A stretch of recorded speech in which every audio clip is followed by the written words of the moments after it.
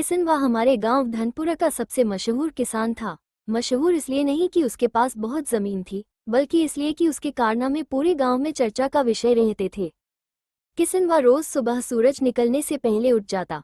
उठते ही सबसे पहले अपनी गाय धन्नो से बात करता। लोग पूछते, अरे किसनवा, तू गाय से क्यों बतियाता? किसनवा हंसकर कहता, अरे भाई, इंसान तो झूठ बोल देता है, गाय कम से कम चुप तो रहती है। एक दिन किसनवा अपने खेत में हल चला रहा था। ठंड का मौसम था, कोहरा इतना कि आगे कुछ दिखाई नहीं दे रहा था। तभी अचानक हल किसी सख्त चीज से टकराया। किसनवा बोला, अरे भैया, ये जमीन है या पत्थर की सड़क? उसने खुदाई की तो देखा एक पुराना सा लोटा निकला। किसनवा खुश हो गया, बोला, लेकिन जब लोटा खोला तो अंदर कुछ नहीं। किसनवा ने लोटे को उल्टा सीधा देखा और बोला, कोई बात नहीं, खाली लोटा भी काम का होता है, कम से कम उम्मीद तो देता है।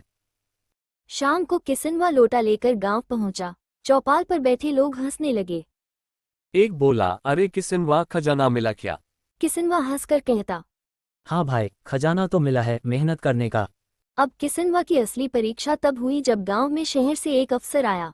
अफसर बोला, सरकार किसानों के लिए नई योजना लाई है, जो किसान सबसे समझदार होगा उसे इनाम मिलेगा। गांव के सारे किसान तैयार हो गए। अफसर ने सवाल पूछा, बताओ, खेती में सबसे जरूरी चीज क्या है?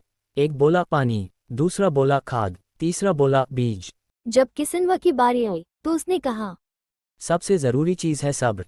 अफसर चौंक गया। वो कैसे? किसनवा बोला, अगर पानी न हो तो इंतजार, खाद न हो तो इंतजार, फसल न उगे तो इंतजार। खेती वही कर सकता है जिसे इंतजार करना आता हो। अफसर मुस्कुरा दिया, लेकिन उसने अगला सवाल दाग दिया। अगर फसल खराब हो जाए तो किसान क्या करे? किसनवा हंसकर कहता, अगली बार और मेहनत करे और भगवान को गाली कम दे। पूरा गांव हंस पड़ा। अफसर ने किसनवा को इनाम देने का ऐलान कर दिया। इनाम में मिला एक साइकिल।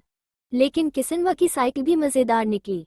अब साइकिल मिलते ही किसनवा ऐसे खुश हुआ जैसे राजा बन गया हो। उसने साइकिल को घर लाकर पूजा की और बोला, अब खेत तक पैदल नहीं जाना पड़ेगा।